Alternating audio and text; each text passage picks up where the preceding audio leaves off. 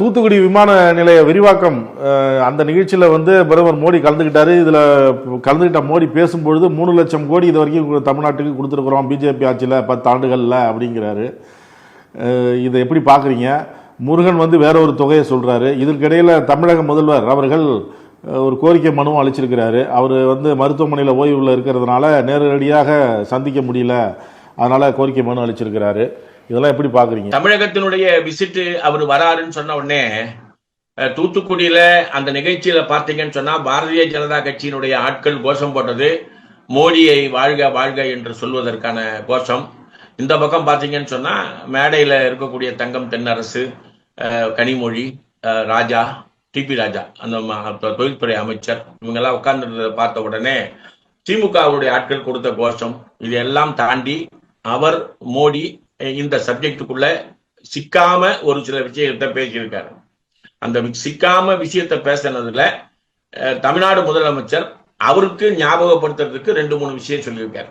ஒண்ணு பாத்தீங்கன்னு சொன்னா, நம்ம சென்னையில இருக்கக்கூடிய அந்த மெட்ரோ ரயில் விரிவாக்கத்திற்கு நாம் ஏற்கனவே கேட்ட தொகை இன்னமும் விடுபடவில்லை, அதை விடுபட வைக்க வேண்டும். ஒண்ணு. கோவை, மதுரை போன்ற இடங்களுக்கு விரிவாக்கத்திற்கான பணிகளுக்கு ஒப்புதல் அளிக்கப்பட்டு அதற்கான பூர்வாங்க அனுமதி என்பது கொடுக்காமல் இருக்கிறாங்க.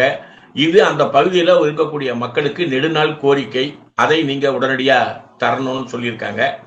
இந்த கல்வித்துறையில நிபந்தனையோடு சில நிதி அலாட்மெண்ட் இருக்குது.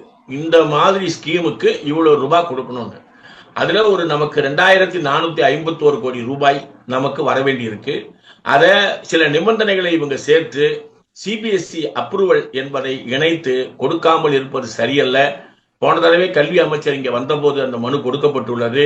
அதை இன்னும் பரிசீலிக்காமல் இருப்பது ஒன்றிய அரசினுடைய அணுகுமுறை ஆரோக்கியமானதல்ல.